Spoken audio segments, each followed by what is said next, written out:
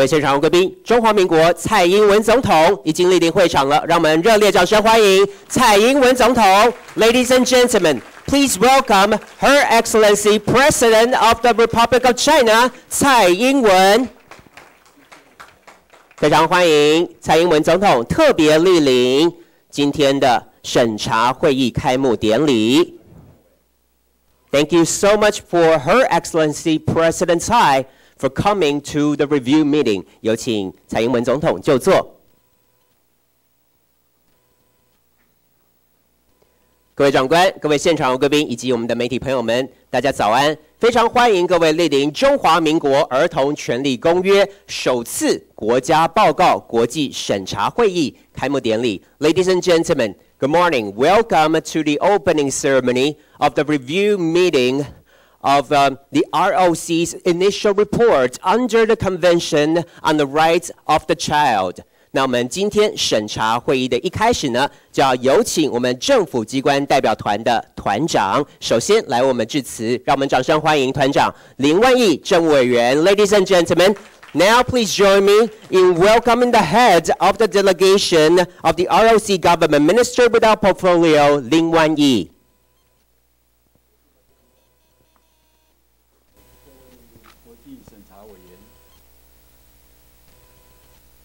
来自各国的驻台的代表，各位立法委员，各位 NGO 的代表，关心儿童权利的国人同胞，电视机前的朋友，大家早安，大家好。好。2014年台湾通过联合国儿童权利公约施行法，这个法在1989年在联合国通过，1990年实施。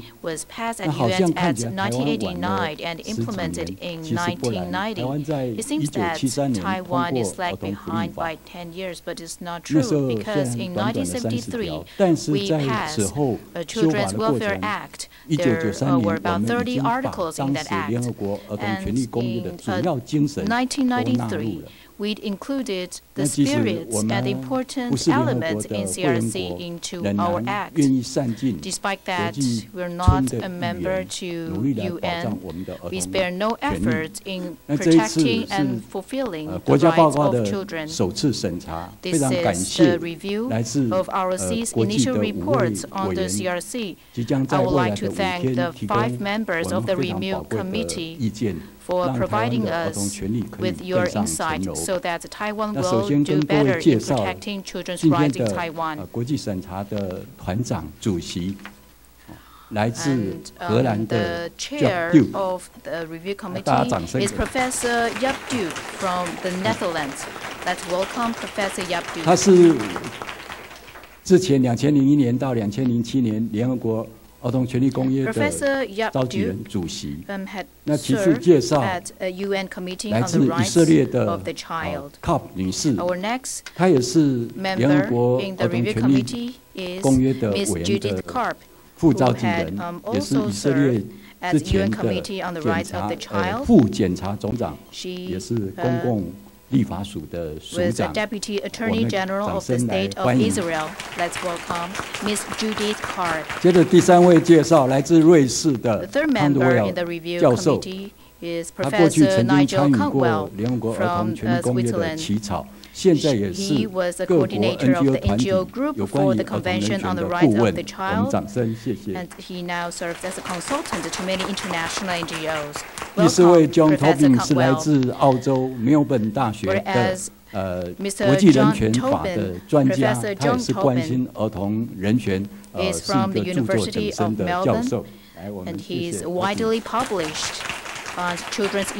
最后介绍来自爱尔兰的伦理教授。他是 Belfast 女王大学教育跟社会工作系的教授，他是个法学专家，我们欢迎他。谢谢。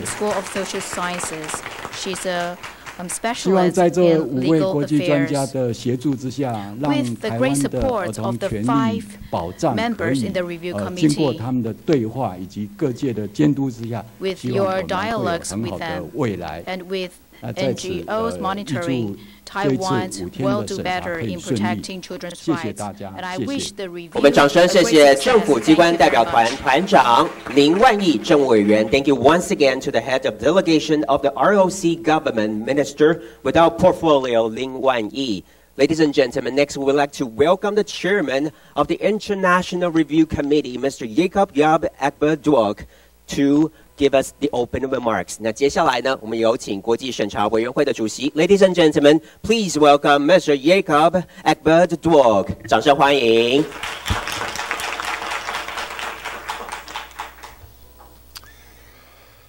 Good morning, everybody, and especially the President of the Republic of China, Taiwan. We feel very honored by your presence and your interest, which is another encouragement for the work that we are facing this week.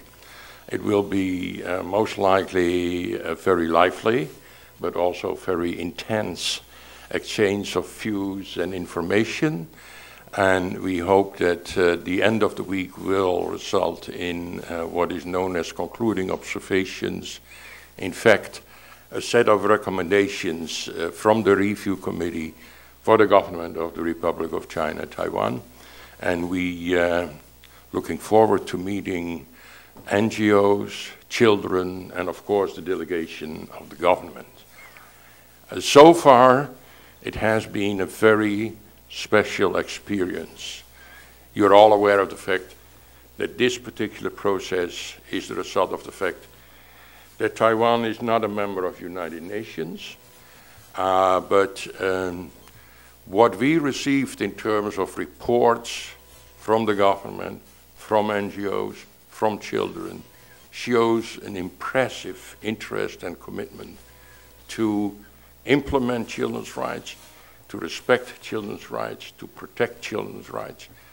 So there is no doubt in my mind that we are here in a country where we have partners in our efforts to respect and protect the rights of children.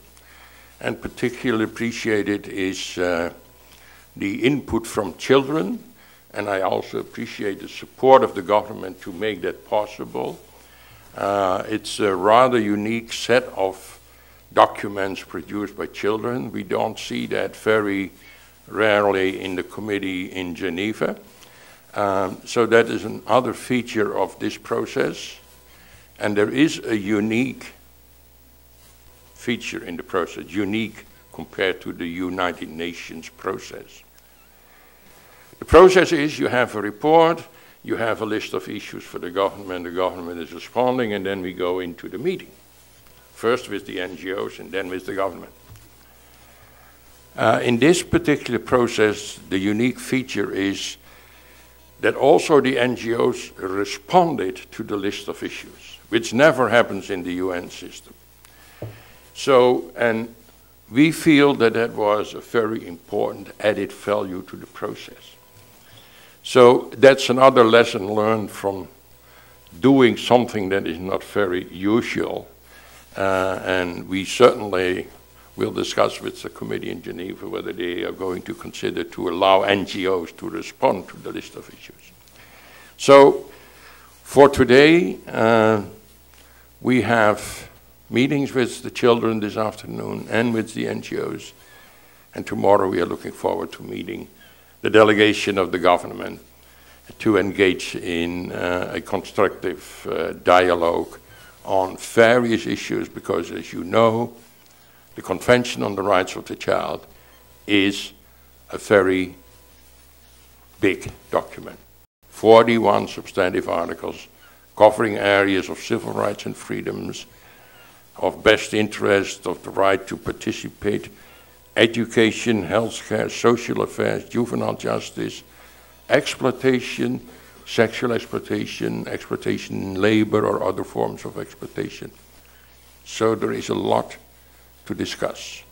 And we wish that that discussion will result in what I already mentioned, a very positive, constructive set of recommendations for the government. Thank you very much for your attention. We are impressed by how many people are here in this room. It's great. Thank you very much. Thank you so much to the Chairman of the International Review Committee, Mr. Jacob Yap Akberdog. 非常谢谢国际审查委员会的主席。那我们今天的国际审查会议开幕典礼也非常荣幸，中华民国蔡英文总统特别莅临。接下来，让我们掌声欢迎中华民国蔡英文总统为我们致辞。Ladies and gentlemen, please join me in welcoming the President of the Republic of China, Taiwan, 蔡英文。我们各位国际审查委员、各位使节代表、 members of the International Review Committee, dear representatives from foreign offices and embassies, 大家早安，大家好。 and Mr. Lin, distinguished guests, ladies and gentlemen, good morning.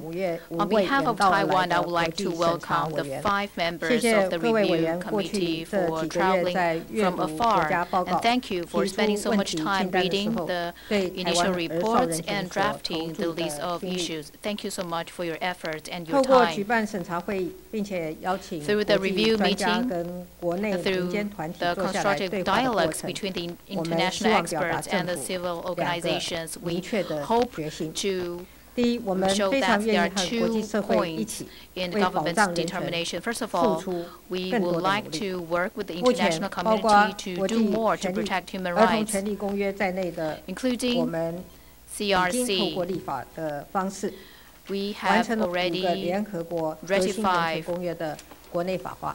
the 即 5使台湾不是联合国的会员， international 我们仍然主 core 动 human rights 参照联合 instruments 国的 and 标 make 准， them 举 international 办各项 legislations. 国际人权公约 Even 的 though 审查， Taiwan is not a member 也 to 逐步的 UN, 深化人权教 we 育。 refer 这 to 就 the 是我 UN 们将国际人 standards 权标准 and 向下扎 organize 根 such 的决 reviews of 心。 international 第二，儿童的 reports. 最佳利益 This shows 是 our 绝对 determination 是我 to 们关切 deepen 的 the 优先议题。 education and the protection of 过 human 去马 rights. 总统 Second, 任 best 内， interest of child is definitely one 台 of 湾 our 制定了儿 priorities. 童权利公约的施行法， During the 在政党轮替之 former 后，我 President 们持 Ma's 续积极的推动相关的 administration, 工 the 作，并且 implementation 核 act 定 of 儿童权利公约 CRC 的首 was 次 passed. 国家报告。 And after the 这代表 administration 儿童的 changed, 事 we 就是大家的 continue 事。 the work 保障 and to 儿少权 finalize 利 the 是 CRC 台湾社 reports. 会非 This 常 means that 重 children's 视的 affair 议题， is everybody's affair, 也是 and 朝野 it is 政 very 党都 important. 不能忽略的重要的工作。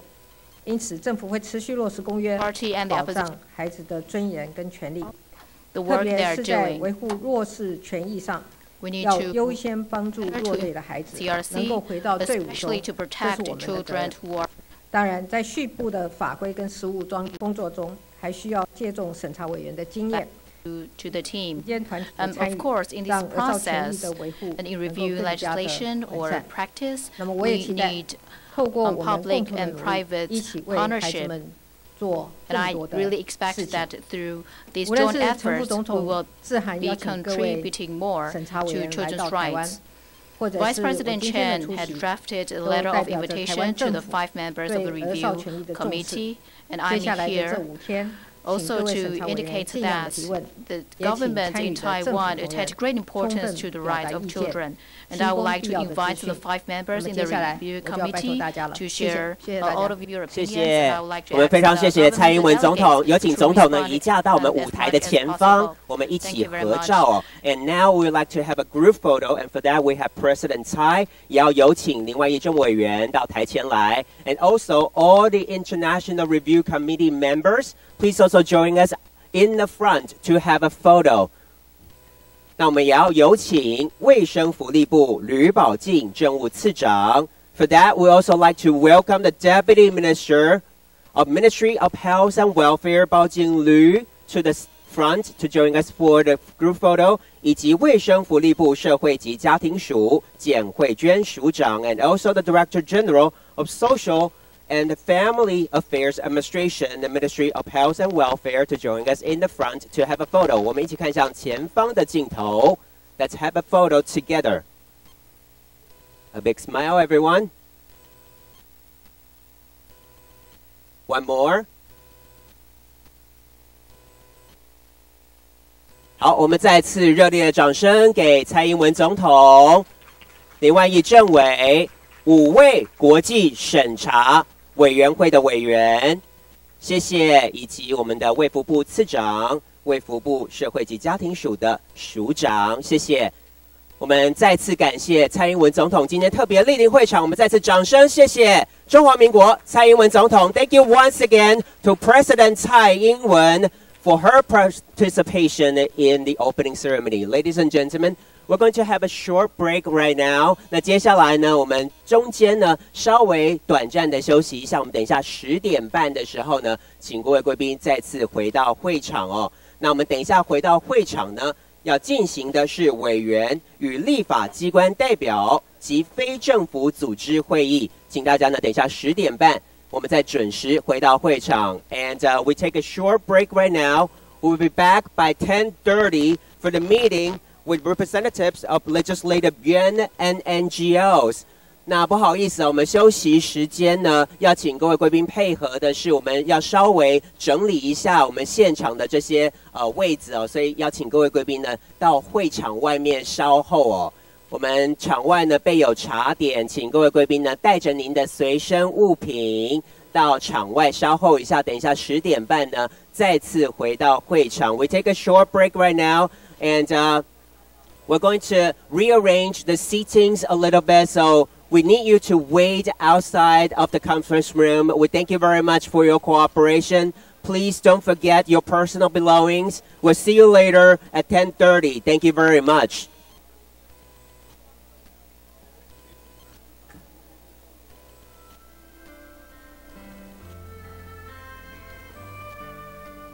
各位贵宾，不好意思哦，我们中间要稍微换场一下，所以要有请各位贵宾呢移驾到会场外，一边享用这个茶点。我们等一下呢10点半的时候回到会场，进行的是委员与立法机关代表及非政府组织会议。谢谢。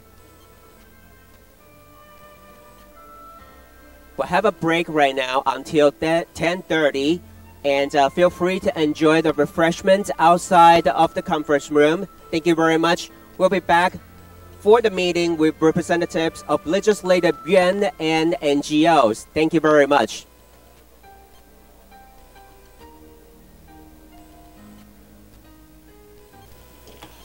Welcome back in the room.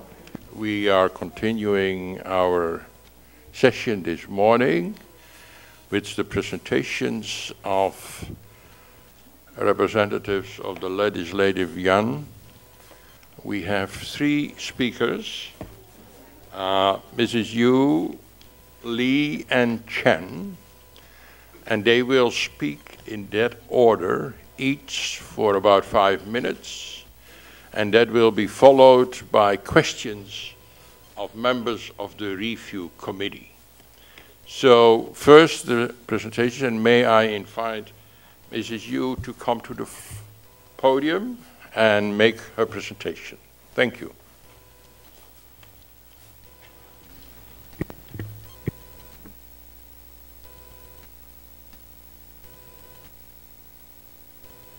Uh, 台上的5位来自国外的专家学者，以及我们国内的驻外的代表，还有我们的政府官员以及我们所有的民间的 NGO。台湾呢，虽然不是联合国的成员之一，但是在承担国际人权义务的努力。那近年来呢，台湾以立法方式将各种人权的公约内国法化。并且采取主动审查一个独特的模式，那邀请国际的专家来审查国家报告，那就人权公约的落实、国内整体人权的情形呢，提出改善的建议。那从台湾呢，最早其实从2009年首次举办了对消除对付一切形式歧视公约的国家报告国外审查开始。那现在呢，也这个迄今呢已经进行了2场的对以西的公约的这个审查报告，那也进行了2场and 2 such reviews on ICCPR and ICSER state reports. In October, we just finished the review of the state reports of CRPD. And today, what we're having is a review meeting of state reports on CRC. These conventions stipulate that states have to respect, protect, and fulfill the rights of the children, and these conventions are very conducive in providing the legislators with new perspectives in making laws and promoting policies. There are three elements in international human rights. They are respect, protect, and fulfill. These are three layers of carrying out human rights. And according to Article 1 in Implementation Act of CRC, this Implementation Act has to implement the UNCRC, which was passed in 1989 to help construct a better environment for children and guarantee their rights. In the same act, Article 4 states that local and central government agencies need to follow the articles in the CRC to prevent children's rights from being violated. This shows that our countries need to respect, protect, and fulfill children's rights. What does respect mean? It means that countries have to acknowledge that children have rights. Rights are stipulated in CRC, such as anti-discrimination, right to life, right to be with their parents, right to be from abuse, right to expressing their freedoms, and right to participate in cultural and social activities. And then the next step is to protect such rights from being violated. Then last, the country needs to provide infrastructure, measures, services to fulfill such rights. The UNCRC was passed in 1989. We were not a member of UN at the time, and yet Taiwan has stipulated several acts. For example, we started with the Children's Welfare Act, then to Children and Youth Welfare Act, and then to the Prevention Act of Children and Youth Sexual Transaction, and then finally to Children and Youth Welfare and Rights Protection Act. The spirit of CRC has been included in such acts, and by 2014, the Legislative Yuan passed the Implementation Act of CRC. We hope that through CRC, revise the legislations in Taiwan to adjust measures and to introduce international opinions so that we can better protect children's rights. What I want to stress here is that children are the subject in CRC. So we have to protect children's right to express their opinions and also protect their best interest. With that spirit, we need to review the pieces of legislations in Taiwan. We can see that most of the legislation in Taiwan consider children to be objects that receive protection. So, just like what happened to the pieces of legislation for people with disabilities, we can tell that most of the national policies focus on protect, and protect. So it's the same with the legislation in Taiwan, which is related to children. So I think we need to include the idea of fulfill in our laws so that people who are under 18, which are children, shall all be protected. So we are not only talking about children who are under 6 or really young, but everyone who's under 18. This time we're seeing a very dynamic feedback from NGOs. And these NGOs empower many children representatives. I think one unique element in this review is that many children are here with us. They want to be here to talk about their rights. They want to voice their opinions. They want to be part of the review. And I think this is a very unique attribute in this review. There are more than 40 NGOs that joined this process. This is the highest number of NGOs for all the international human rights conventions, and that they generated 8 NGO reports and pointing out where we can make more improvement. For example, children in Taiwan spend so much time on campus. 10% of elementary, junior high, or high school students have been bullied, and more than 25% of the students have received corporal punishment. Some schools suppress children's rights to express themselves and to publish themselves. This shows that workers in schools or the society have to change their mindset. Instead of thinking children as object of receiving protection, they are the subject. So education doesn't go from top to down only. We need to empower the children to be able to voice their own opinions, to show us their thoughts.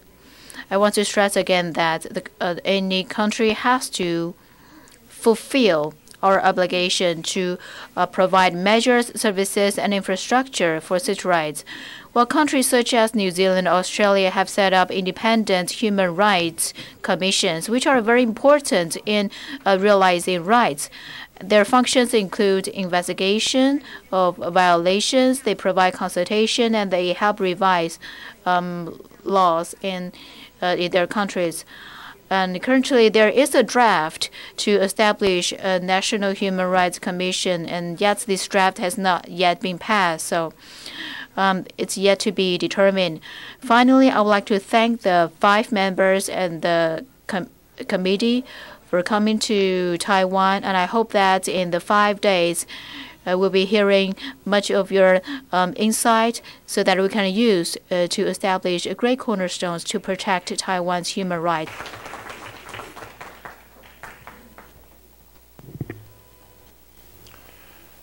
Thank you very much, Mrs. Yu, for your presentation, the overview, and your emphasis on certain areas of concern and plans to improve the situation, among others, by the establishment of a National Human Rights Committee.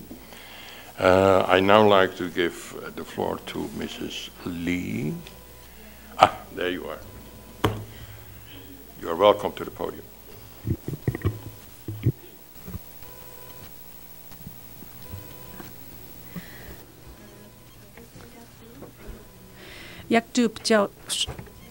Professor Yakdub, distinguished members of the International Review Committee, good friends from all NGOs, good morning. I'm very excited to be here this morning.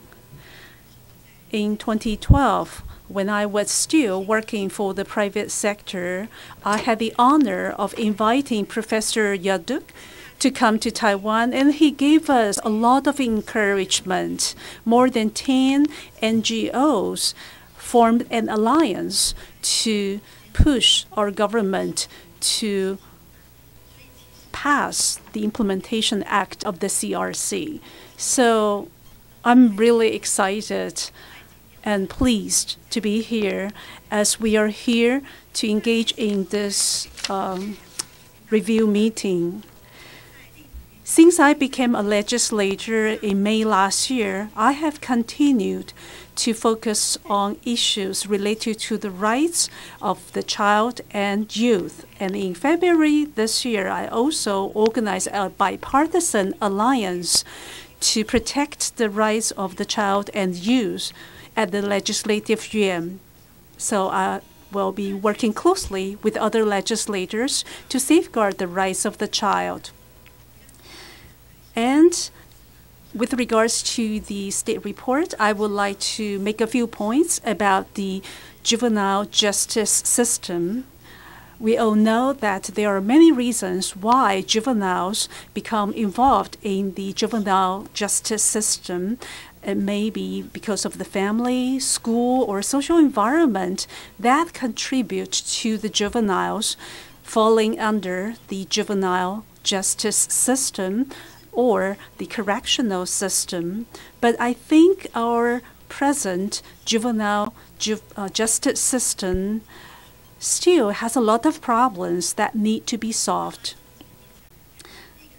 First of all, if we look at the education of juveniles under the justice system, even though the education provided at the juvenile correctional institutions is existent, but I think we should provide more vocational training at such correctional institutions, but we don't see that right now. There are 2 juvenile correctional institutions and 2 juvenile reform schools, but the educational resources at the juvenile reform schools are even more scarce. And for these reform schools or correctional institutions, we don't have professional or qualified staff members to provide counseling to the juveniles. As a result, we rely upon volunteers to help provide such counseling, but this is not adequate.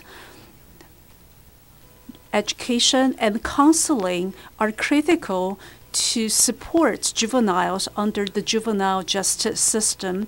With proper education and counseling, these juveniles will be able to be properly rehabilitated and return to society.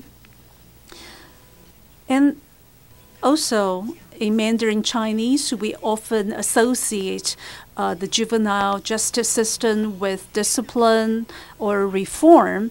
However, because of the emphasis on discipline in correctional institutions, we see a lot of corporal punishment incidents, and the formal complaints channels are not working properly.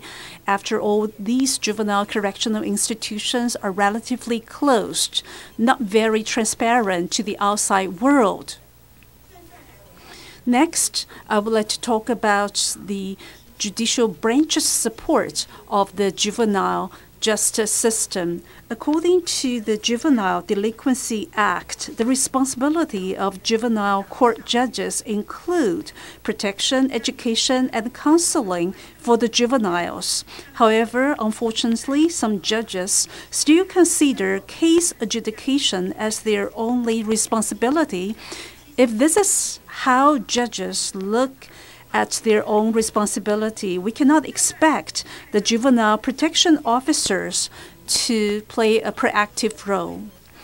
Also, according to the Juvenile Delinquency Act, we are supposed to provide a wide range of support and assistance to these juveniles, but there's not sufficient collaboration and communication between different government agencies.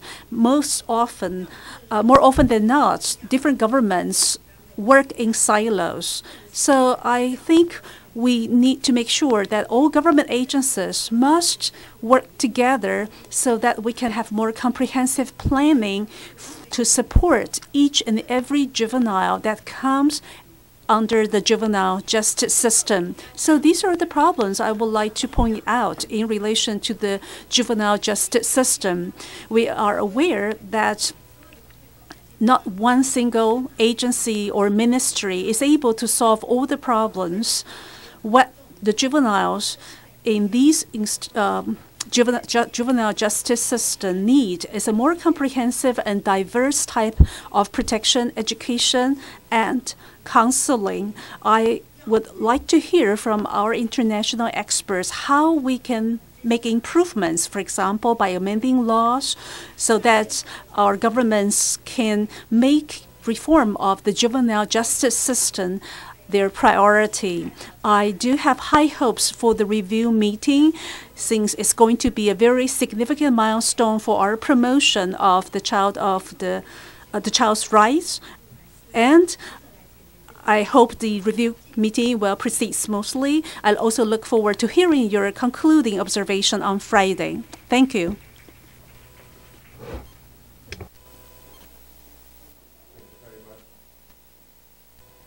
Thank you very much, Mrs. Lee, for your presentation and drawing the attention of the committee to, in particular, juvenile justice.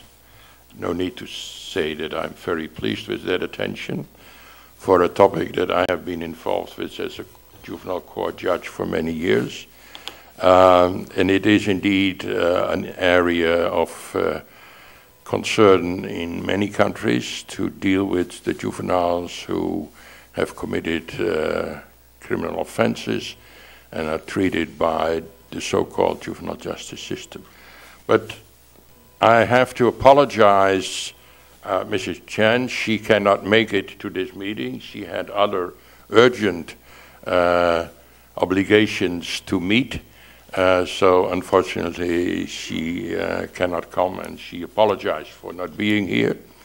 And I now like to open the floor for members of the review committee to ask questions. So let's start at my left. Mrs. Scarp, you have questions to one or the other, and please specify to whom you want to address your question. The button. Thank you. I must start with saying that I'm very impressed by the fact that the representatives of the legislature are women, as much as you have a women president, which makes Taiwan can be very proud of the process.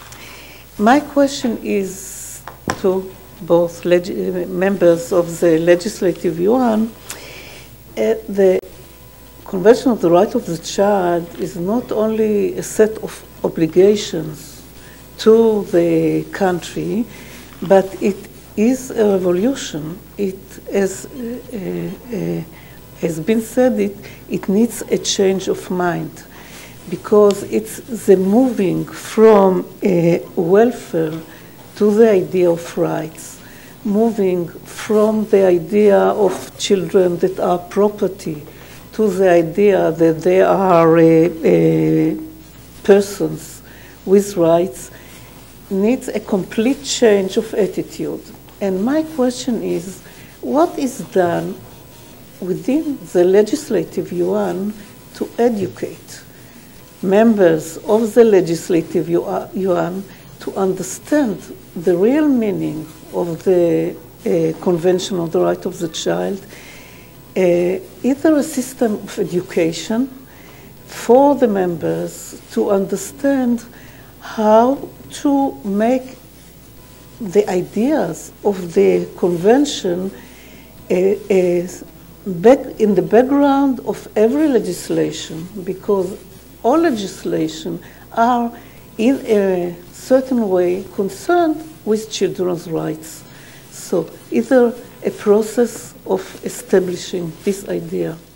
Thank you. Thank you, Mrs. Karp. I would like to thank Mrs. Yu and Mrs. Lee. I agreed with everything you said in both your speeches.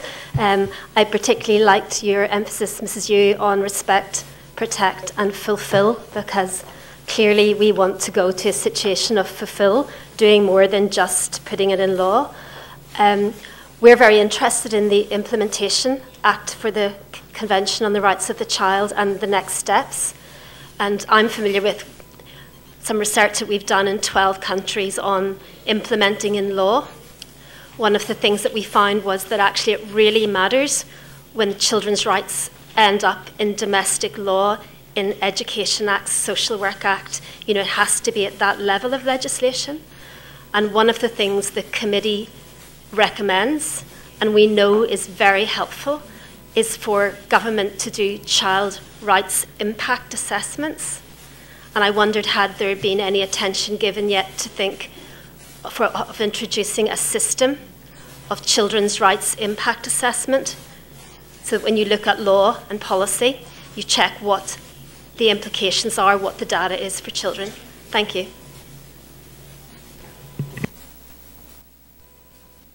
Thank you, Mrs. Lundy. Mr. Kendall, your question.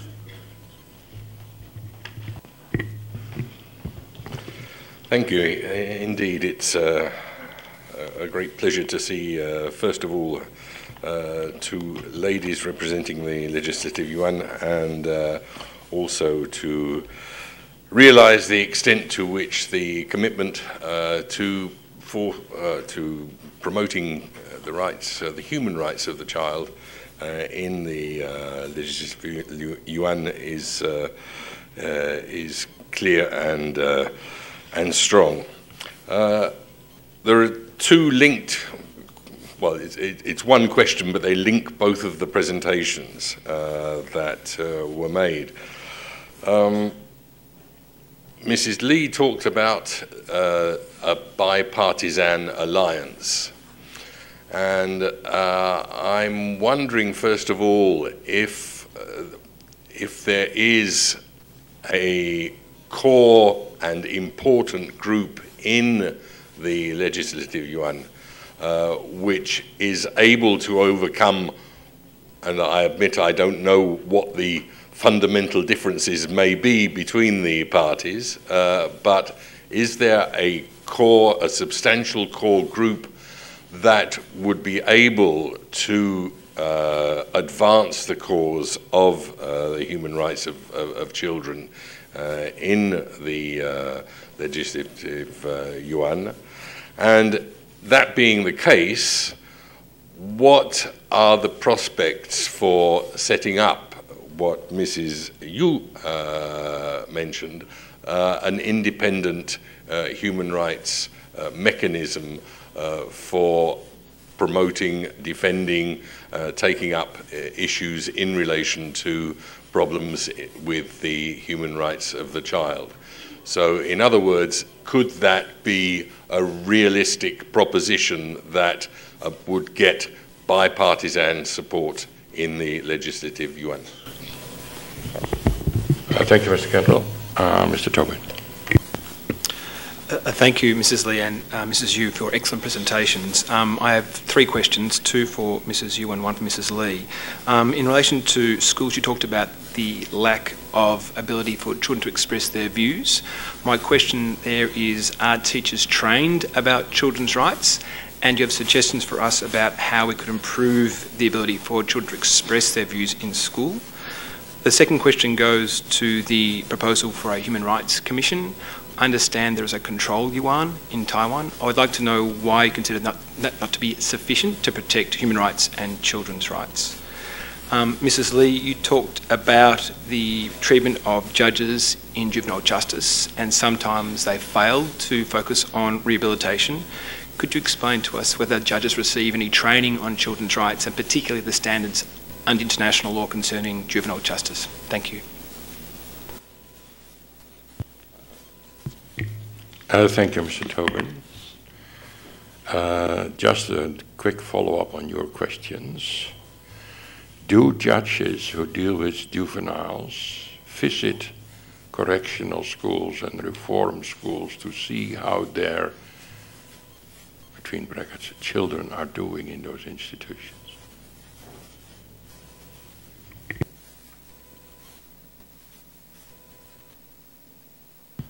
Mrs. Yu, you may start with responding to the question. 有委员可以请您回应了，如果您愿意的话。好。Thank you very much for all of your questions and pointers. I will briefly respond to each of the questions. First of all, well, at the legislative yuan, we do have a bipartisan children's rights network. But legislators can choose freely whether or not they want to join. We do organize hearings. We work with NGOs sometimes and organize press conferences or hearings or seminars outside of the government. So the reality is that it's impossible for all the legislators to treat children's rights as their priority. But legislators who do care will come to participate, or their assistants will come to participate. And secondly, do our reports or before we draft the legislation, do we conduct impact assessments? Well, all the important laws or policies or important projects, if they are proposed by the executive yuan, they have to conduct the children's human rights and impact assessment first. But it is not done very well because human rights cover a wide range of issues. Well, in Taiwan, we started with women's rights and extend our attention to other rights. Sometimes these assessments become paperwork only. They're only on paper. So in this regard, we would like to request more advice from you so that we can implement such assessments more practically. Thirdly, when it comes to the National Human Rights Commission, well, as I said earlier, there is a bipartisan children's rights network in legislature. It is a subcommittee. It is not a formal committee. So it's very limited in its influence and power. Therefore, we need a National Human Rights Commission that satisfies Paris principles so that such a commission can receive issues related to children, women, or people with disabilities rights issues if such rights are violated, and to promote the revision of such laws. So be judges or teachers, are they properly trained to understand children's rights? I have to say that indeed there is such an element in their training, but it has to be strengthened, I think, because, as I said, there's a bullying in schools, and there are issues related to LGBT children. People's mindsets have to be flipped. We have to treat children as a subject of the rights, because in the past, well, schools are regarded as authorities which have a special power or authority, and they treat children as people who need to be guided, who need to be protected, and therefore children's activities are greatly limited under this mindset, and we hope to see more deregulation on that part.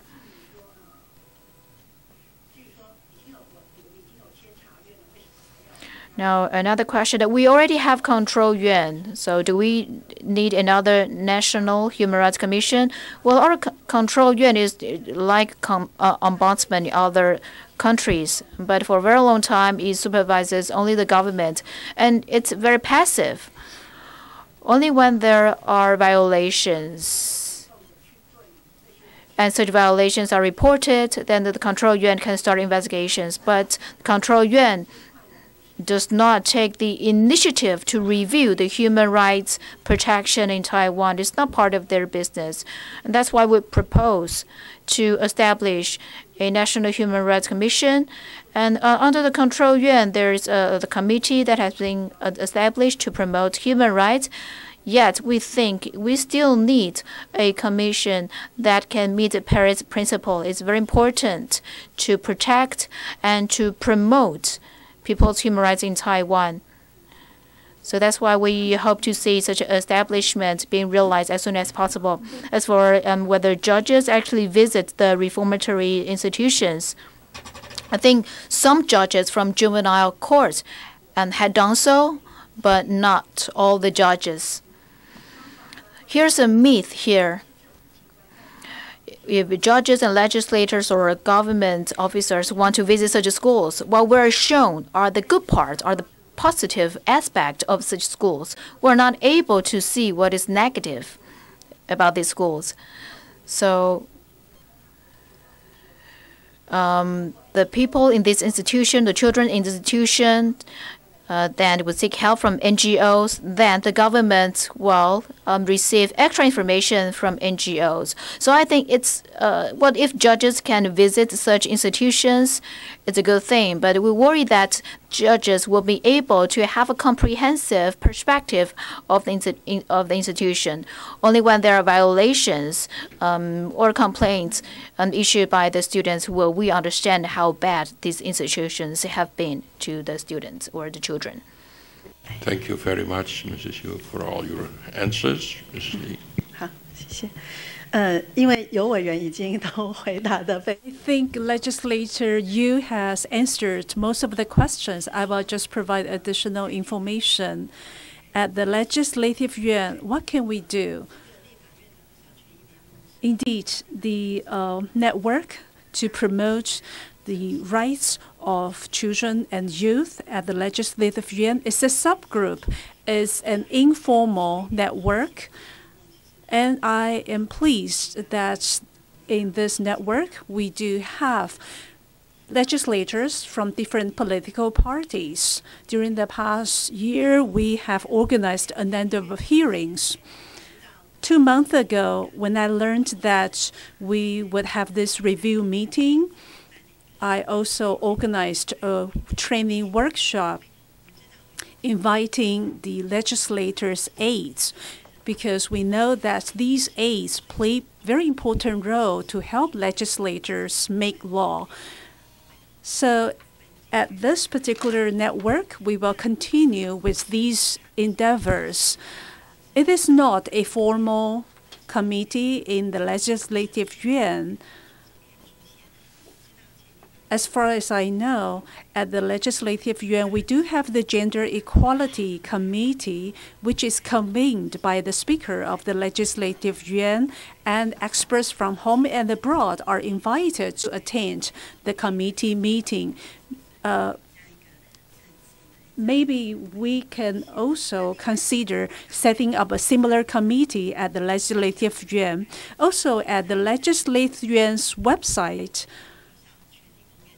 I also contributed to a particular session devoted to CRC promotion. As for the question of whether the judges or teachers have been trained in relation to CRC, I'm sure such training is ongoing, but it's not comprehensive enough. Maybe we need to consider expanding the scope and scale of such training so that more stakeholders can be involved. Another point is about whether children in Taiwan have been trained to know how to express their views. I think in the new curriculum guidelines issued by the Ministry of Education for the next year, it has been spelled out that actually human rights concepts must be incorporated into the curriculum, including children's rights. And this, of course, is a new curriculum guideline. So it is difficult to tell whether children now have received training to learn how to express themselves. That's all the information I would like to offer. Thank you. Thank you very much, Mrs. Lee. This concludes this first part of our session this morning. We are very pleased by the participation of the members of the Legislative Yuan, the legislators. They play a very important role, as we know, and we are listening to them very careful and note what they have raised as their issues and concerns. And we now move to the presentations.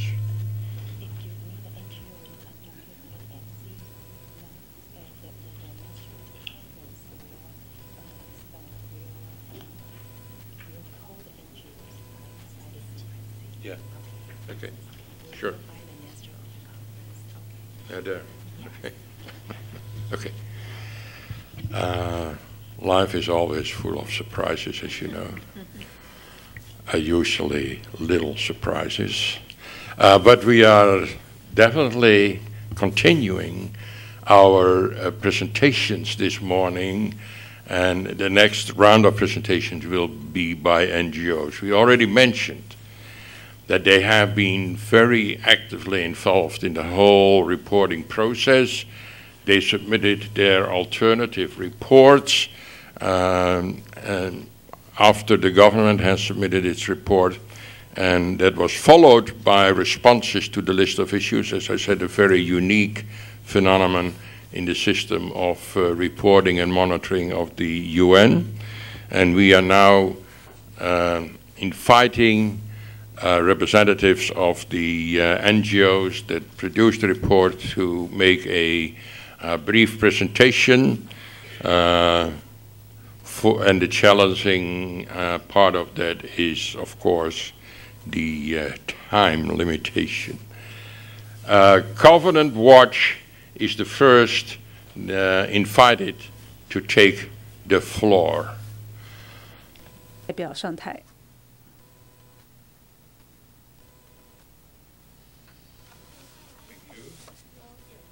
首先欢迎。Now we proceed to the presentations made by representatives of NGOs. Our first speaker will be Ms. Victoria Xu from Taiwan Alliance to promote civil partnership rights. Distinguished review committee members, dear ladies and gentlemen, I am Victoria Xu, attorney from the Taiwan Alliance to promote civil partnership rights. We would like to provide our observations of the LGBT children's rights. We are very we find it regretful that the initial state report did not mention the rights of the LGBT children at all.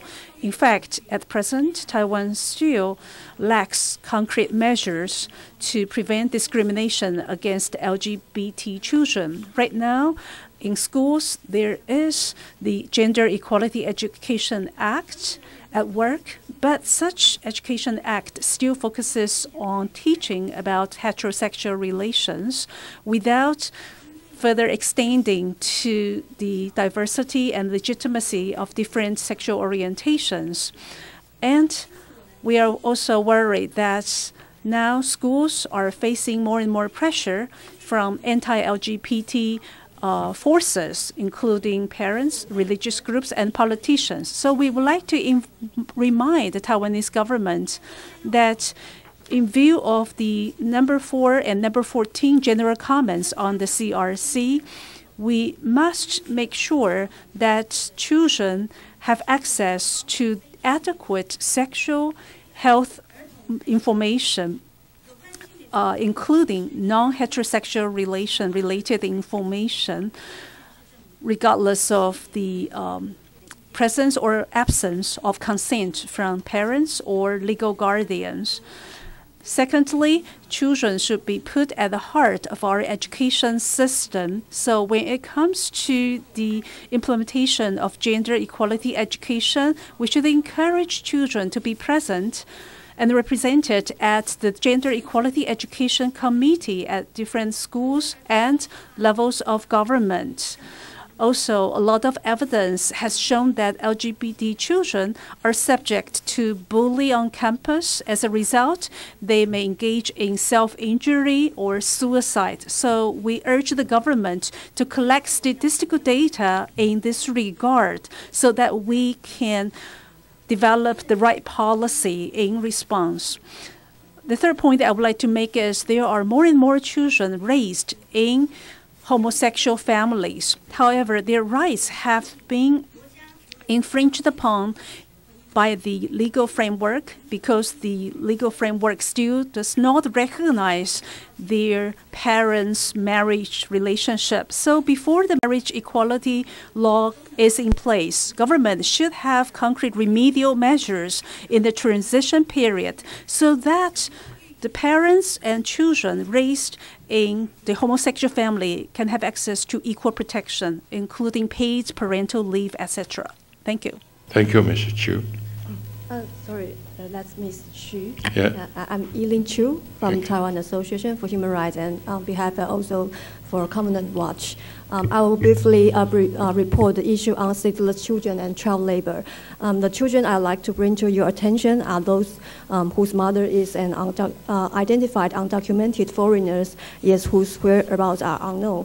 In this case, the Taiwanese government considers them nationals of their mother's country of origin and will not grant them the Taiwanese citizenship as a result. However, since these children are not registered in the their home countries, and those become de facto stateless children in Taiwan. No official statistics of stateless children are available in Taiwan.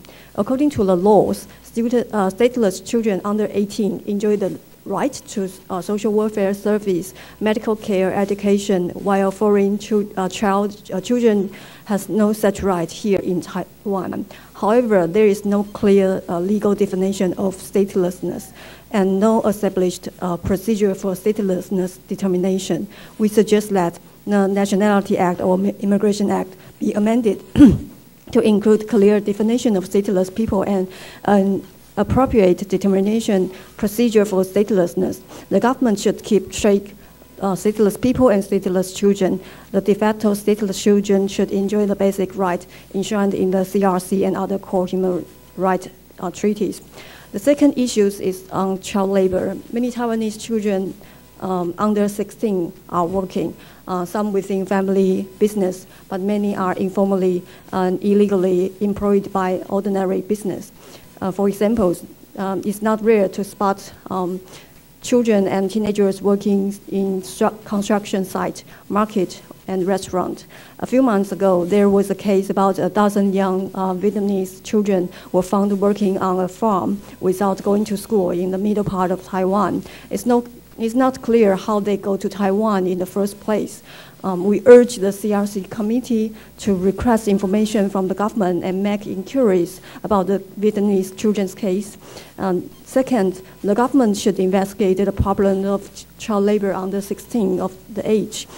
Third, we suggest that the government should close the gap of tuition subsidies between public and private schools to seize the economic burdens of the less advantaged families and children who usually go to private school. Thank you. Thank you very much, Madam.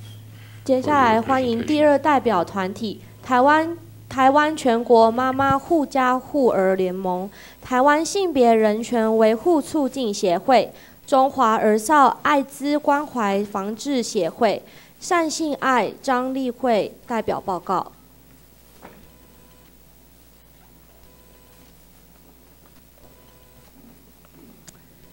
With medical professional background, today I want to focus on children's health. The children in Taiwan is under serious health crisis. Drug abuse, sex-transmitted disease, HIV infection among adolescents were increasing dramatically. Gonorrhea cases have increased 3 times in 5 years. HIV infection keep increasing. The youngest is only 13 years old. And in age group, more than 95% is from men have sex with men. The reasons for STDs and HIV infections are as follows. First, sexual information flooding on mass media. Second, sexual liberalization, sex for fun rather than sex for love. Third, drug abuse and drug sex parties encourage casual sex and multiple sex partners. Fourth, children don't have adequate, correct knowledge on health. For example, most STDs can be transmitted through mucosa, skin, and body fluid. The problem is that we overemphasize the magic condom in the primary prevention stage. And the concepts in tertiary prevention are introduced to children too early. Some claim like AIDS is a chronic disease, like hypertension. Recreational drug and harm reduction concepts might mislead the children in ignoring the prevention of the diseases. For young people whose prefrontal cortex is immature for proper decision-making, who often become victims of power imbalance of partnerships, and under the influence of party drugs, knowledge of condom does not equal to action. Therefore, we need special strategies for children. First, sexuality education should emphasize more on primary prevention. Invincible condom education should be replaced by ABC program. Second, drug control policy for children. We should teach the children say no to drug. Third, the Ministry of Education should supervise all the teaching materials, teachers' protecting children from the harm of sexual liberalization. Make sure that sexuality education is holistic and increase the number of qualified teachers specialized in holistic sexuality education. Fourth, for NCC and the Ministry of Culture, the rating system should be fully implemented. Mass media, internet contents, and films for children should be strictly examined. All restrictive information should be kept out of the reach of the children. Thank you for your listening.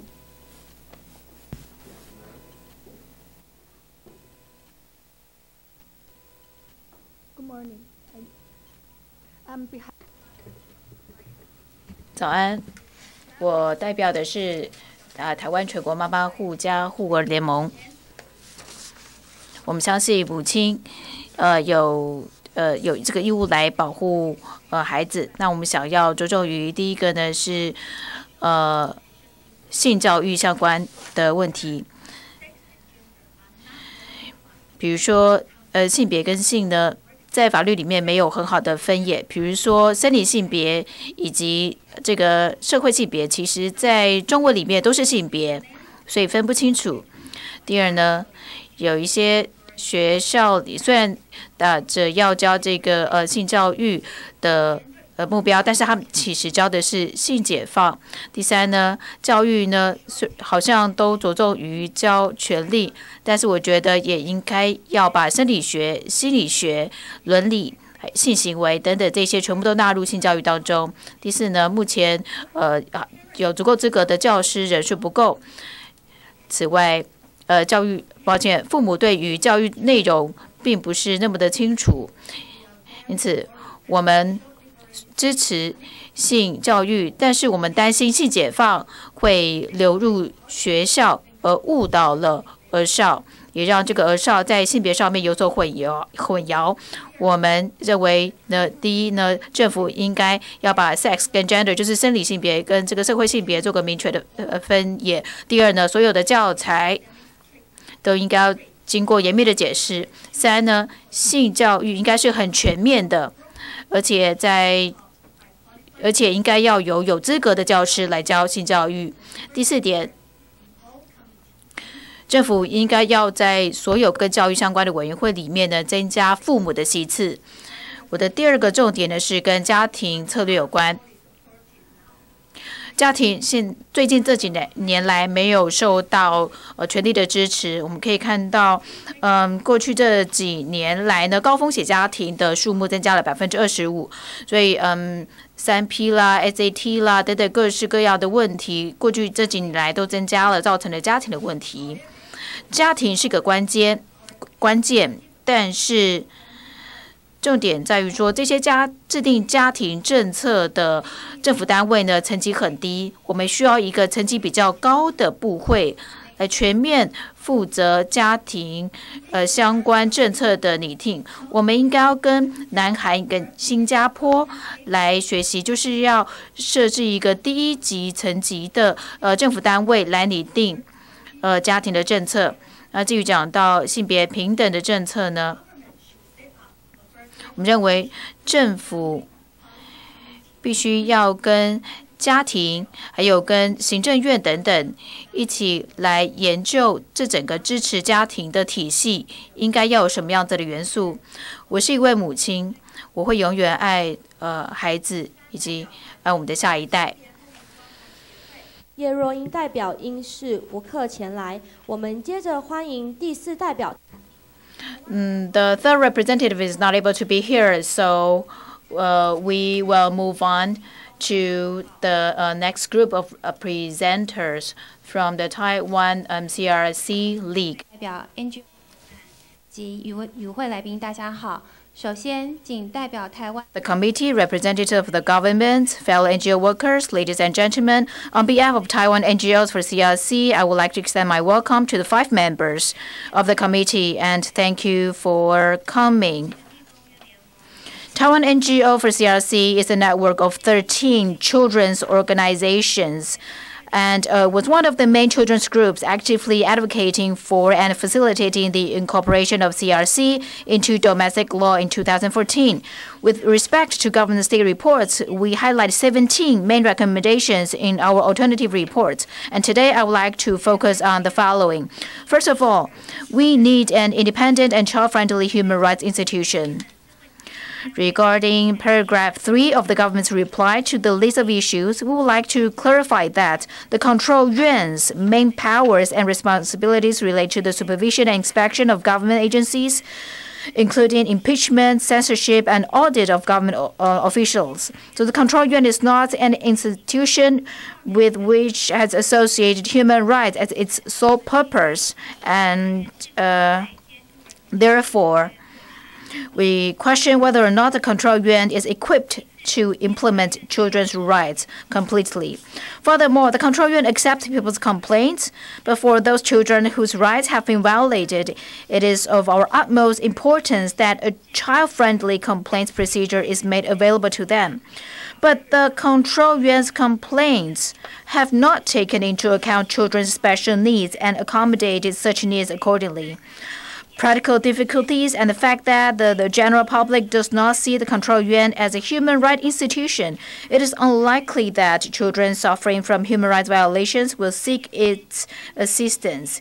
In other words, in practice, the Control Yuan fails to function as an institution where children can have their voices heard when their rights are violated. Therefore, we urge the government to draw on foreign experiences and establish an independent and child-friendly human rights institution. Secondly, the CRC should prevail over domestic laws. The government responded in paragraph 2 in their replies to the LRI that although CRC Implementation Act does not specify CRC takes precedence over inconsistent domestic laws, the Implementation Act does require the government to conduct legislative reviews for inconsistencies between CRC and domestic laws. It may be implied that CRC should prevail under the provision of the Implementation Act. With respect to such statements, we would like to clarify that the review of domestic laws and the hierarchy of CRC within the domestic legal are two separate matters. The purpose of the requirement to conduct legislative review is to identify inconsistencies. It's not an execution of Implementation Act on the part of the administration, but giving CRC the effect of prevailing over domestic laws. So we promote the idea that CRC should take precedence, and judges and government agencies should consider CRC to be the ones that take precedence over inconsistent local legislative laws. Finally,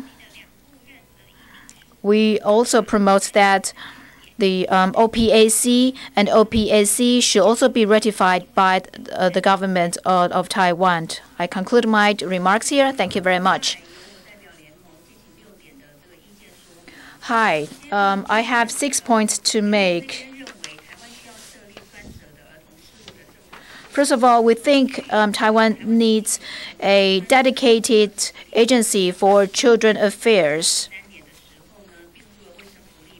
Well, there was such an agency, but that agency was incorporated into Ministry of Welfare and Health.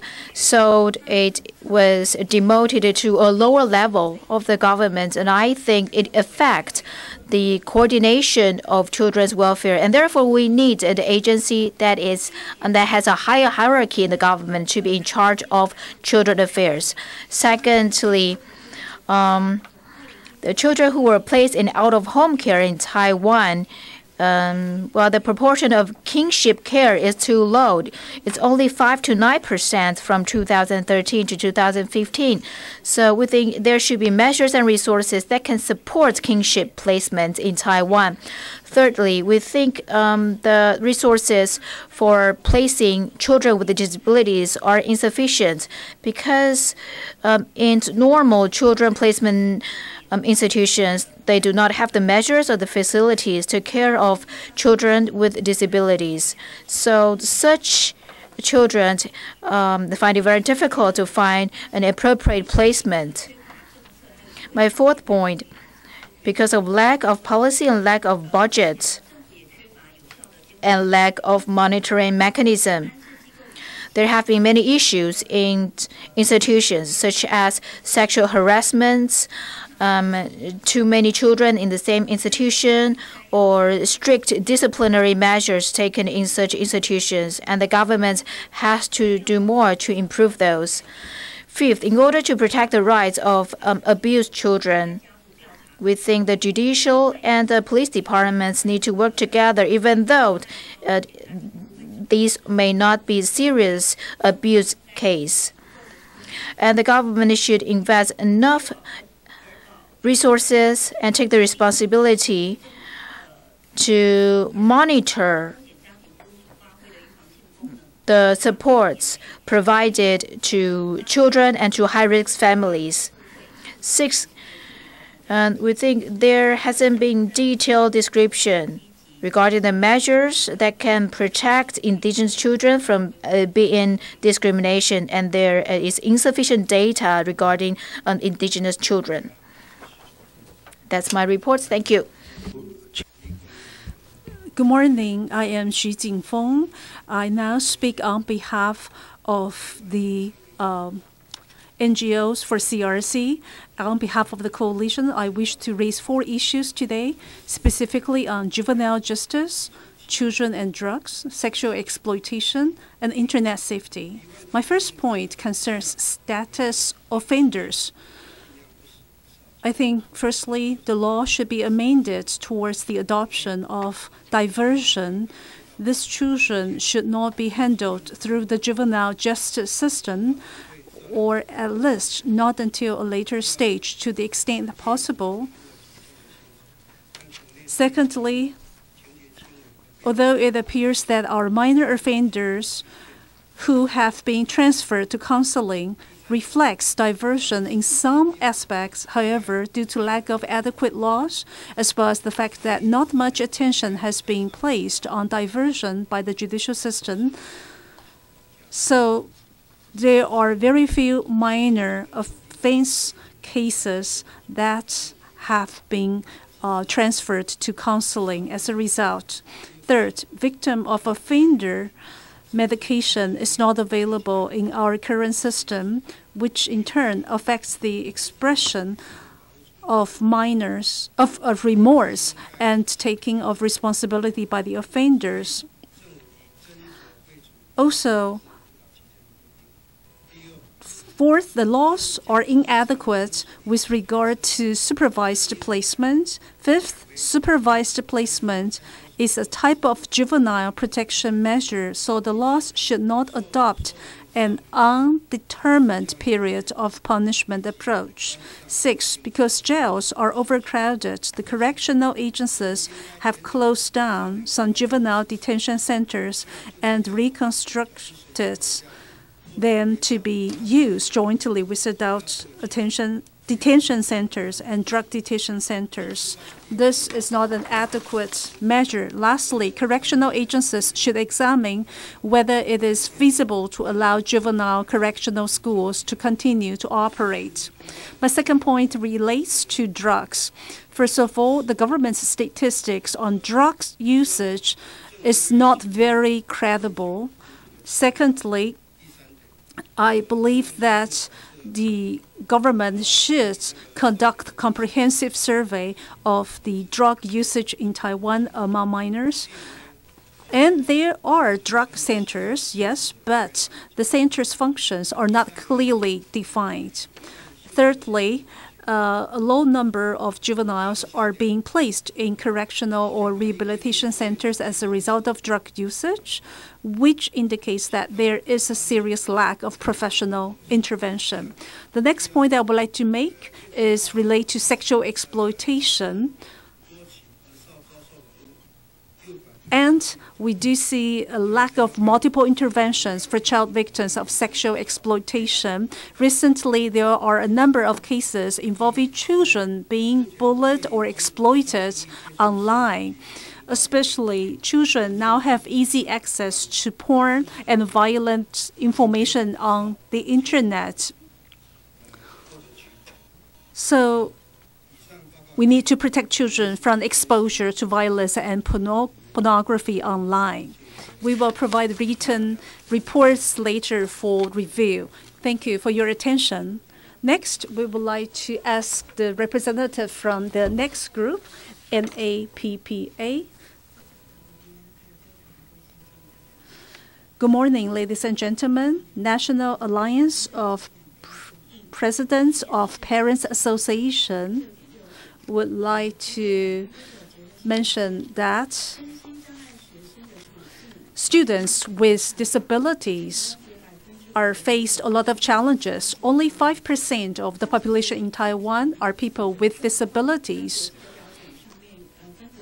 This number is quite different from the international statistics. There are 4 reasons. First, we did not do a good job in census. Secondly, there's not sufficient support for these particular students. Thirdly, there's not sufficient support from the family for this particular group of students. Not to mention, people with disabilities are very often discriminated against, not only at the school, but also in society.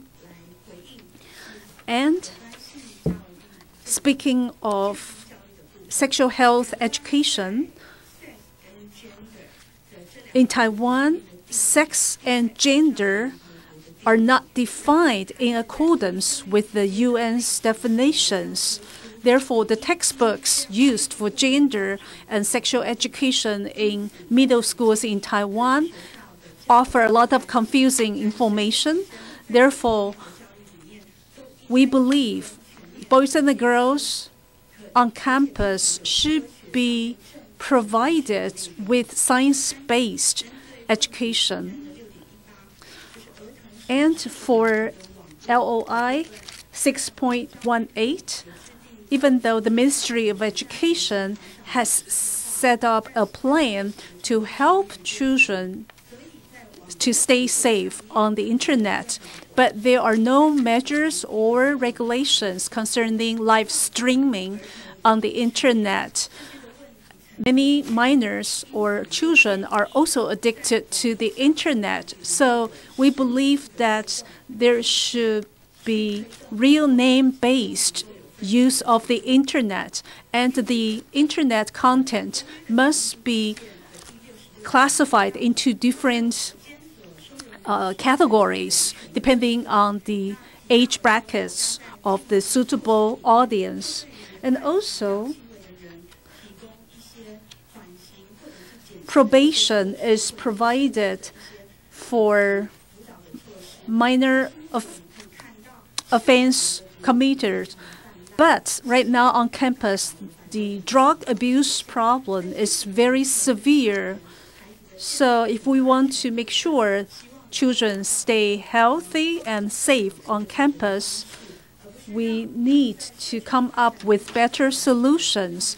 We don't want these offenders to be sent back to the community. Thank you. Now we ask the next representative, Mr. Ye Dahua and Ms. Lin Yuchun from CRC Watch. Chairman, review committee members, I speak on behalf of the CRC Watch. First of all, we do attach great importance to the implementation of rights protection for children and youth. Before today's review meeting, we launched a campaign to urge people to write a letter to the president of our country in support of the children's rights. We also made a short film. May I now play the short video for you to see?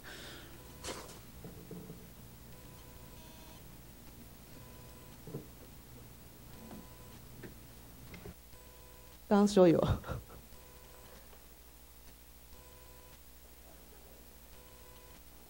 不好意思，可能。My apologies. There may be some technical glitches. Can it play now? Can the committee members watch it? Sitting in the front?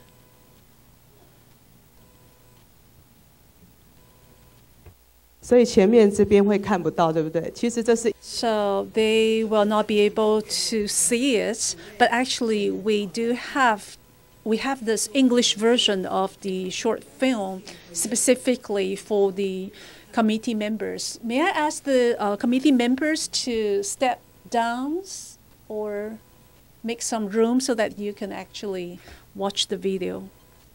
正在准备放映过程中，我还是不要 delay 大。Well, I will not waste your time. So as we wait for the footage to play, I'll tell you what we did with the video. We asked 5 children to express their views as if they were talking to the president of our country. They do have some expectations about how their rights can be protected in Taiwan. In this film, there are some aspects, some of the faces have been blurred so that you would not see these children's faces. One teenager boy committed suicide recently because he was bullied on campus. There are also cases where students committed suicide in 2016 and 2017, and also a juvenile at a reformatory school was dead, and because of improper disciplinary action. So between 2013 and 2014, we also heard about severe incidents involving corporate punishment, involving preschoolers, high school students. Some students had brain injury. Some students ended up having a broken leg or arm. And last week, a teenager was severely burned while he worked in a hot pot restaurant, and we later realized that he had never received proper training before he did what he did at that restaurant as a waiter. Now I would like to show you this video clip.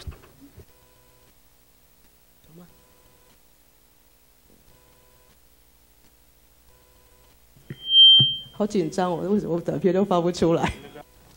No, I'm really nervous. How come the film just doesn't show? Maybe you can sit back and relax. I hope we'll enjoy this film. Once again, my apologies for the delay, but I think this film is really important for you to see what children in Taiwan want.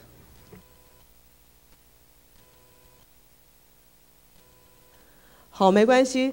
如果是这样，我们也不耽搁。Well, in that case, I will not waste any more of your time. Maybe later, when there's an occasion, I can show the committee members this video later. Last point I would like to share is, I just told you a number of incidents. They all point to the same problem, that we don't have one dedicated authority responsible for protecting children and youth. In fact, in the Government Reorganization Act, in the wake of the government restructuring, we don't see a dedicated agency responsible for protecting children and youth. And there's no one agency responsible for handling complaints about violations of rights of children and youth. And many children are not aware of their own rights and welfare. So we do urge the President of our country to set up a National Human Rights Commission. In particular, a children's ombudsman should be set up. Very often in the national report, you can see the budget for protecting children accounts for less than 3% of the national budget. With increased budget, we will be able to do more for children. Last but not least, we hope that through training, children and all the stakeholders will have better understanding of the spirit and content of the CRC. Corporate punishment, underage workers and their exploitation, LGBT children, gender equality education, Taiwan's low birth rates. By the end of September this year, we have only 140,000 newborn babies. But you can see our birth rate is lower than many advanced countries. And we also see high mortality rate among children, and the government does not have statistics regarding the cause of deaths among children. We do urge the government to do a better job collecting such data. Thank you. Another representative from CRC Watch would like to say a few words as well. 那现在影片已经为大家准备好了，请大家欣赏影片。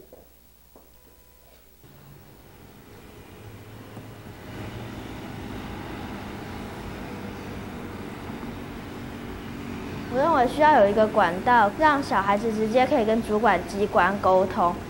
很多时候，家长跟小孩想要的东西并不见得是一样的。你想要跟总统说什么呢？我主张青年参政。我理想中的游乐场是总统可以建立一个检讨国民教育课程的安排。总统，我希望总统能够尊重新住民的文化权以及其子女的文化教育权。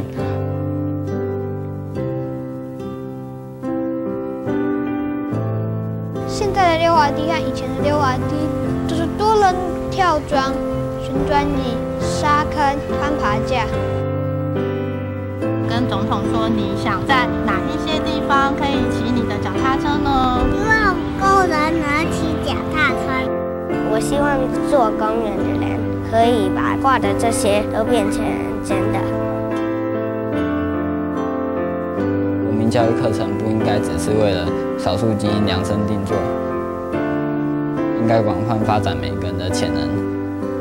所以我们应该要重新检讨国民教育课程的安排。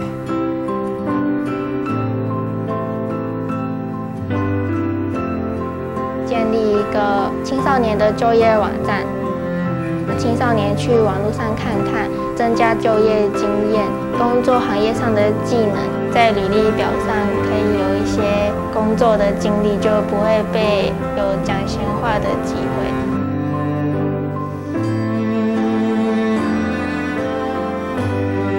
我想要和阿嬷一起看哆啦 A 梦，但是阿嬷看不懂中文，也不知道我们在笑什么。说了台语，阿嬷也快要听不懂了。总统，请你帮我设立一个台语电视台。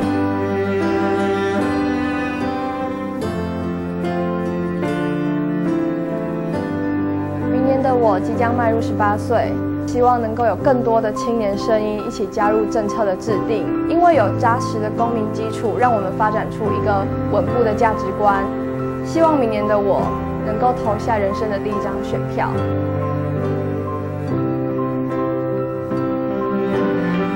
2014年，台湾开始实施联合国的儿童权利公约，政府认真为本至少了台湾群众的基本人权。不过，下，可能就当多为至少面临成长和发展的困境。将政府版本至少认同这个权利，认真执行，将总统捍卫至少人权。接下来，我们请代表进行简报。Hello, everybody. I'm a teacher from National Federation of Teachers Union, and we are a member of CRC Watch Coalition. First, I would like to talk about children's right to leisure, recreation, and cultural activities in Taiwan. In Taiwan, teenagers are at the age level of 12 to 18 years old are generally deprived of their rights to leisure, recreation, and cultural activities. It is the rigid nationwide entrance examination system that deprives these children of the rights to leisure, recreation, and cultural activities. To help students perform well in the entrance exams, schools and parents collectively force students to spend most of their time poring over textbooks and taking class tests day after day. Some students need to go to cram school after school because parents want them to. It tends to be 8 or 9 p.m. when they leave cram schools, and it is common that they go to bed after 11 p.m. During the winter and summer vacations, students still need to attend remedial classes at school. To conclude, students have very little time undertaking leisure activities, let alone have an 8-hour sleep per day. Now I would like to move to the equity of right to education. The national entrance exams and the rigid curriculum guidelines that trample on the needs and rights of students are the villain of the piece that causes the inequitable distribution of educational resources and inflicts a great deal of agony upon students at school. The right of education of students in Taiwan particularly favor those who perform well in the entrance exam subjects. The admission to senior high schools and universities are based primarily on students' entrance exam results in the subjects of Chinese, English, mathematics, science, and social studies. The curriculum guidelines allocate most of the time to the entrance exam subjects without giving schools the freedom to flexibly adjust teaching hours of different subjects on the basis of students' aptitudes.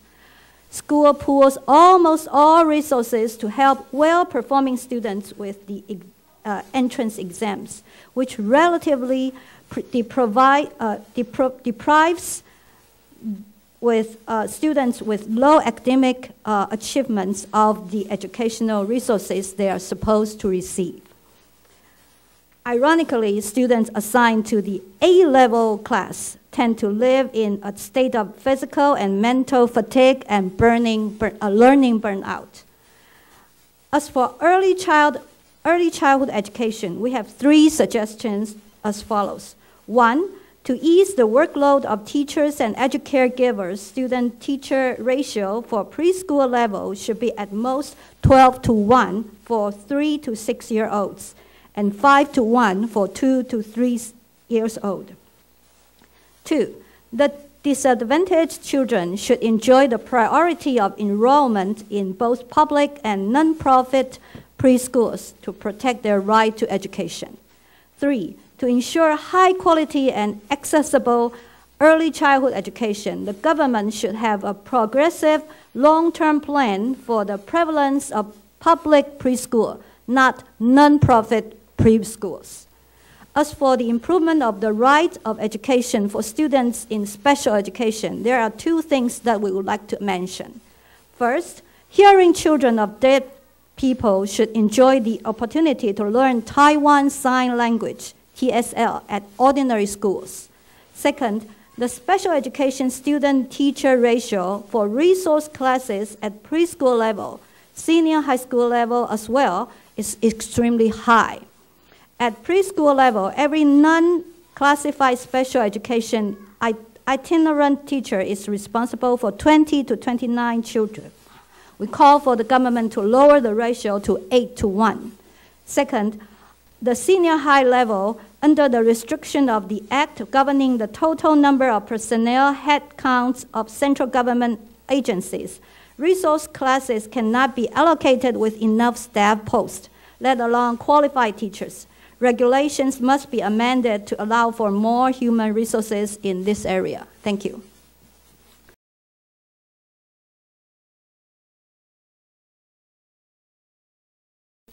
If you have any paper to read or video, please provide us with these materials beforehand.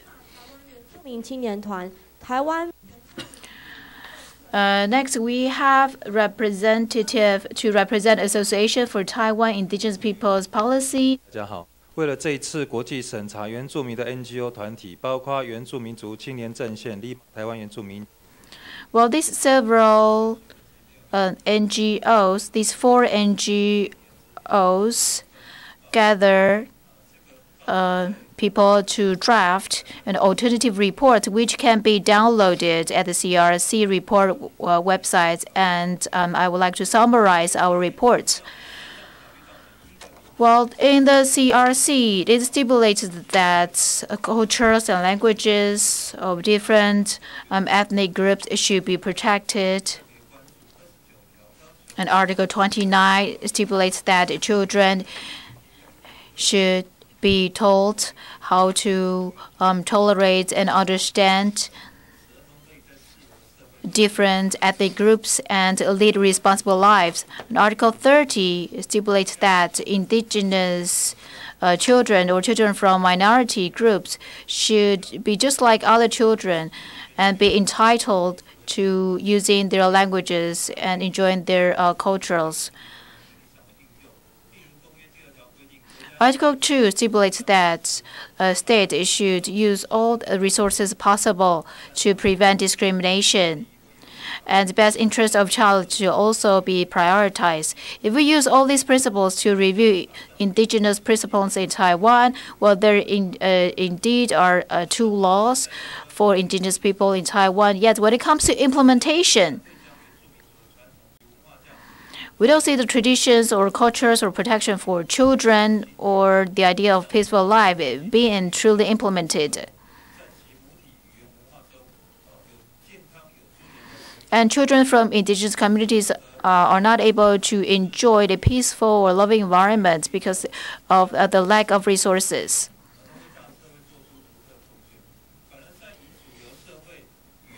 On the contrary, we're seeing that in the mainstreaming society, cultural differences or people who exhibit cultural differences are considered to be less privileged.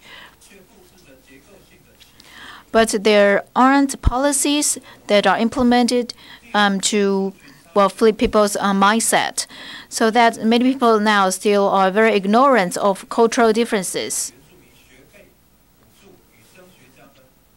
There is tuition, an exemption, or some other favorable treatment in the education system, but it is because of these measures that indigenous children are being discriminated against, because other children or other students think it is not fair.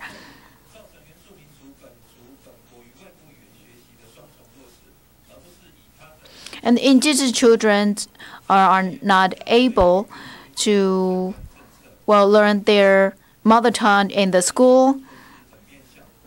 When it comes to education or health policies, these policies do not consider the indigenous elements.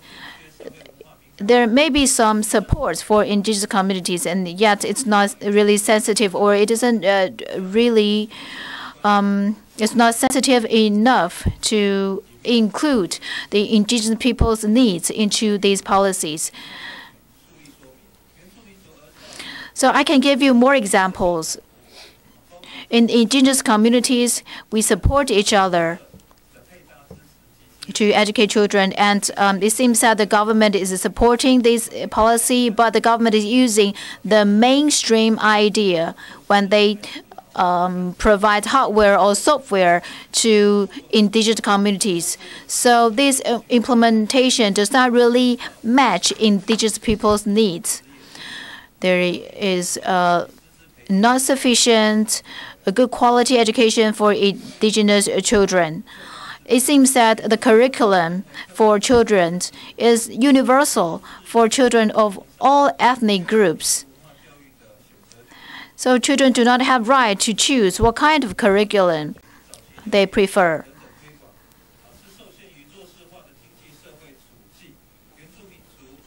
Indigenous children's access and right to health resources is very limited. There is insufficient special protection for indigenous children.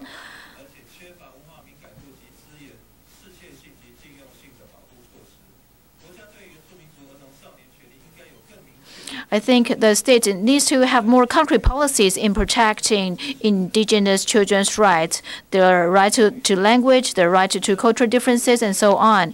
We believe that indigenous communities have the right to decide who can teach indigenous children. Well, education background as the single factor to qualify a teacher to teach is not sufficient, especially for indigenous communities. We think the states need to reconsider the purpose of their support policy. The goal must not to turn the indigenous children into other children who are just like those who are in the mainstream society, and instead such policies have to have the purpose of extending the traditions and the cultures of the indigenous communities, so that children in indigenous communities can be confident and be proud of their cultures and traditions. And in the schools, we think when government gives the resources to such schools, they have to allocate resources to protect the cultures of indigenous communities. The last group, Taiwan Fund for Children and Families.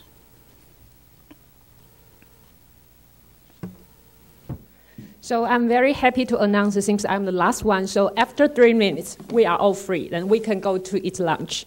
So please, hold me 3 minutes. Thank you.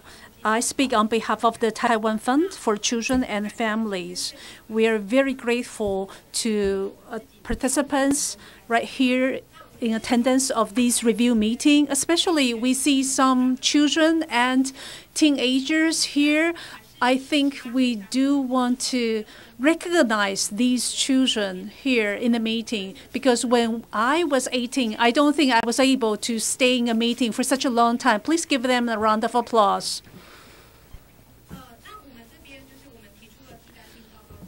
In addition to the alternative report, we would also like to say that in the meeting, we do have ministers with our portfolio. We do have legislators, representatives. So the points we would like to make is we hope that government in Taiwan, when making laws in relation to children, should first set up a human rights for children subgroup.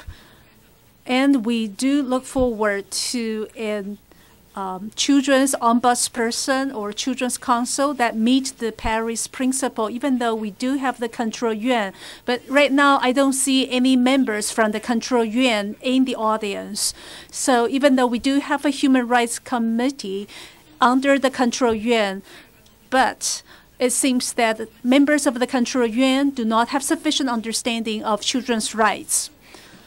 In addition, a lot of information about the CRC has to be made more accessible and available to all, especially adults.